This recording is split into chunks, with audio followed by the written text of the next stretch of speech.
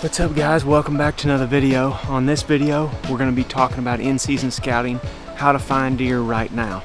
Today is October 24th. We're going to post this the night of the 25th, so hopefully this information will help y'all out right now this upcoming week. A lot of you are going to be hitting the woods. It's one of our favorite times of the year. But we had a deer school webinar a few nights ago, and the main question everybody had, or the main challenge everybody was facing, was they're just having trouble finding deer, whether they're hunting public land or private land.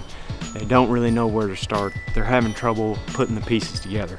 So on this video, we're going to give you our best 5 tips for finding deer, especially when we go into a new area. And that's where me and Hayden are at right now. We're sneaking through this little band of pines right here. As you can hear, the wind is blowing pretty good, and we're working into the wind. That's the first tip I want to talk about, is using the wind to your advantage whenever you're scouting. In this scenario, we've got a thick bedding area out here in front of us with these open pines right next to it, and the wind is blowing right in our face. We're working into the wind, and we're not going into the thick stuff. We're scouting the transition from thick to open, and we're working into the wind the entire time. The reason you do that is in case you come up on a deer and you spook it out of its bed, it's only spooking from sight and sound. It's not spooking because it smelled you. What we found, especially with big bucks, is if they smell you, it's game over. However, if they only see you or hear you, and if it's middle of the day like this, you catch them off guard, catch them by surprise, oftentimes we get right back on those deer either that day or within a couple days. I mean, y'all probably watched a few videos on the channel when we bumped and dumped one. That's what we're doing, is we're scouting into the wind and we're bumping a buck, then we're hitting the dirt. We're staying hidden because we don't want to spook him any further.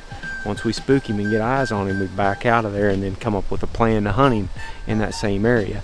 And that's not what we're trying to do. We're not trying to spook bucks. We're basically just going into the wind looking for any sort of fresh sign. But we love days like this when the wind gets up 10-15 miles an hour. Even though it's warm today, it's like 80 degrees for the high, so the deer aren't moving very good. It's a perfect day for scouting and figuring this area out because we've got strong south winds and we can scout all these different areas that set up well to work into the wind. You don't always have to work into the wind. I mean, you could be working a crosswind where your scent is blowing out into an area where the deer aren't bedded. That's the main thing. You don't want to be blowing your scent into the areas where the deer are bedded while you're scouting. We're going to keep sliding up this transition. I got a fresh rub out here in front of me. We're going to go have a gander at it. On this next tip, I'm going to talk about covering ground with your vehicle. I like to think of scouting for deer like a funnel, where you take the broadest amount of information, you start with that, and you keep narrowing it down until you get to the spots that you want to set up to try to ambush a deer.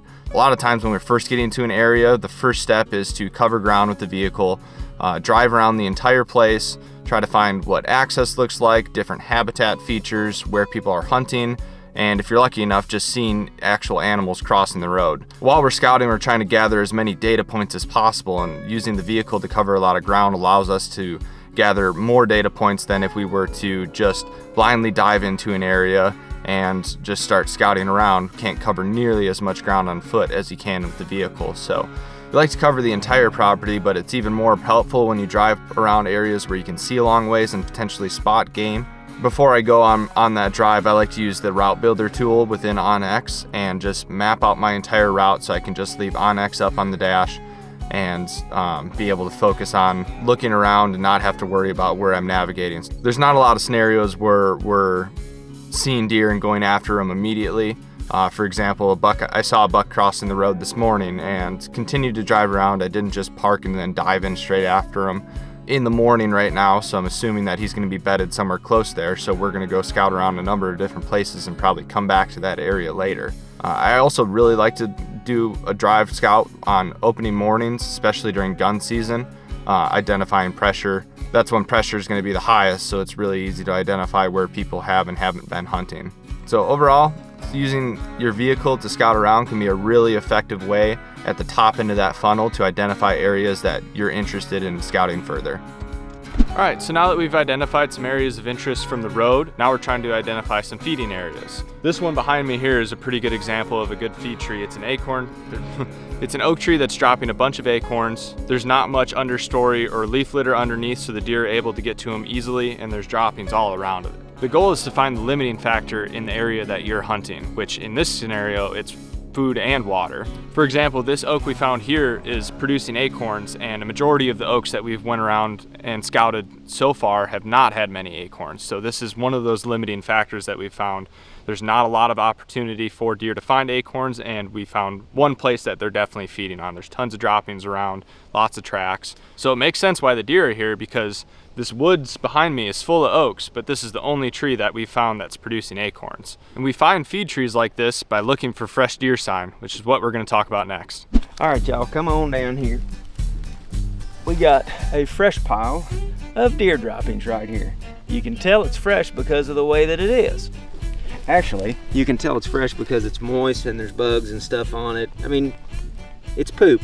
Most of us can look at this and know that this is fresh. If you come right over here, this is all dried up and crusty and old. It's still good to find, but that is really what we're looking for, especially when we're looking for feeding sign. We got piles of droppings, like 6 or 7 of them right around me and Hayden right here, and there is some fresh ones right here to my left. That's telling us that there was deer here in the last day or two feeding on these acorns underneath of this feed tree, or some of this clover in this green little section that I'm sitting in. The next bit of sign that we're looking for are scrapes, especially during the latter part of October, which is the time frame that we're in right now. I mean, it's the 24th today, right? Correct. And they are really starting to scrape. We found like a dozen scrapes yesterday. But what we're really looking for are fresh scrapes, ones that have just been ripped up, been pawed up. They got fresh pee in them. You can see the fresh hoof marks in the dirt. You can see fresh tracks in the loose dirt stirred up by the deer that was working the scrape. Heck, if they're real fresh, you might even be able to smell them if you get downwind of that sucker. But the main thing that I focus on with scrapes specifically is if it rains, the deer seem to really hammer them right after a rain. And that gives you an opportunity. If it rains, say, for example, it rains tonight, and tomorrow we've got dry conditions all day. We're gonna be scouting scrapes hard tomorrow, looking for bucks that might have worked them, you know, immediately after that rain. And that's gonna tell you right then and there when he left that sign. The other thing we're looking for though is tracks. Right here we have a bunch of tracks, as y'all can see, but it's dry as a popcorn fart here in the Midwest. It ain't rained in what seems like years at this point. So all of these tracks were more than likely left at the last rain, which has been some time ago. However, if we get this rain that we're supposed to here in a few days, we're gonna be able to come back into this same spot where this bare dirt is at. It's gonna be moist and we're gonna see any fresh tracks left since that rain. So keep tabs on rain events in your area. Mark them on the calendar, mark them on your Onyx or whatever. That way you know what date it rained. Then you can retrace those tracks back to that day and know how fresh that sign actually is whenever you find tracks. Me and Hayden just walked up on this fresh rub right here. The reason why I think it's fresh is because there's a bunch of shavings on top of these pine needles down here. And the rub, as you can see, is pretty shiny, like the sap was just torn off of this tree. If you find old rubs in the woods, they'll be dried out. They won't have that moist, almost yellow tan color to them. They'll be the same color as the rest of the tree, where it's actually healed back and kept on growing. That one there is fresh, real fresh. Sometimes when they're just made, they may even have a shade of green to them where they just rip the bark off of them. And that is what we're looking for fresh sign. All right, now we're going to talk about planning your access routes for scouting and hunting in and out of an area. Me and Hayden just found that feed tree back here behind him, and now we're coming down this open oak ridge, because in this particular scenario, all the deer are bedding, or the majority of the deer are bedding down in the bottoms, in the creek bottoms where the growth, the ground growth is much taller, and there's also water down there. So in this scenario, we're using the tops of these ridges going into the wind, and we're scouting through here, leaving very little scent. That's the main thing I want to touch on here, is ground scent when you're scouting. If you're scouting an area like this, the only thing that's leaving any scent, especially if you're going into the wind, is the bottom of your boots. And I've seen deer come through here, areas like this, after we scouted it, and they have a heck of a time picking up on your ground scent if that's all you're leaving. However, if you're walking through chest-high grass somewhere, or chest-high vegetation of any kind, and it's brushing all against your side of your shirt and your pants and everything, it's leaving scent everywhere, and deer can pick up on that for a long period of time. So I really like burning through lots of country like this that's real open, just looking for feeding signs, scrapes, rubs, whatever, just to know if deer are in the area, period. Then we can think about the likely bedding locations to dive in there and aggressively hunt. Open ridge like this is great. A dry creek bed is great. A sandy, wet creek bed where it's nice and quiet that you can slip down and through. Doesn't have a lot of tall vegetation in it. Old road beds are awesome for this. And then my favorite way to access for scouting or hunting is through the water somehow. Put waders on, kayaks, canoes, boats. Just makes for really efficient scouting, especially if you can hunt on both sides of the water that you're in. You can go down through there in that water, and then you can pop up on the bank like 40-50 yards and speed scout a bunch of different areas in a short span of time. We might be able to take a boat down through a river or something and hop in and out of that thing and scout 10 areas in just a couple of hours and leave very minimal amounts of ground scent. You know, in contrast, if we pick one area that's 2 miles deep into a public land spot and we go diving in there, we may spend all day getting to and from that spot to scout. And at the end of the day, we spent 6-7 hours scouting one spot. If we can get in on a long ridge system like this and bounce off into several different bottoms over the course of a couple hours, we might scout 5-6 spots through that same duration of time. So all about efficiency and your access being low impact whenever you're scouting like this. It's middle of the day, it's hotter than hell. Me and Hayden are out here scouting into the wind on this little ridge. There's a pond down here below us, and we walked down to the edge of the pond a while ago, and we could see up at one end there's a little dry creek bed that runs into the pond, and right there's a bunch of really thick covers, just enough it kind of looks like a bedding hole. So we hooked all the way around to get on the ridge above that bedding hole. In the process, we've cut 2 or 3 sets of really big tracks coming out of this ridge.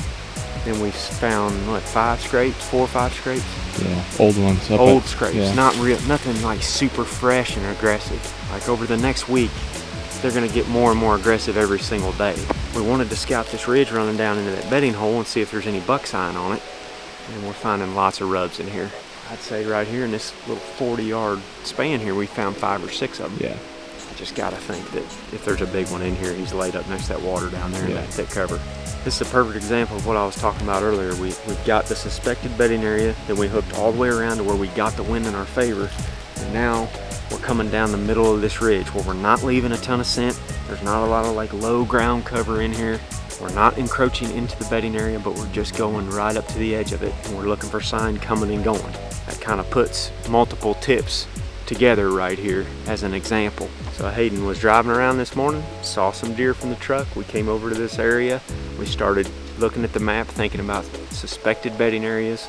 Found one of them right here, then started scouting around the edges of it, finding some big sign, and then got into the wind and came in here low impact, scouting the top of this ridge looking for sign, and boom, boom, boom, rubs and scrapes all the way down here. So that's kind of an example of what we're doing whenever we're in season scouting like this. We do this 2-3 times more than we actually hunt. So hopefully that helps y'all out. We'll see you on the next one.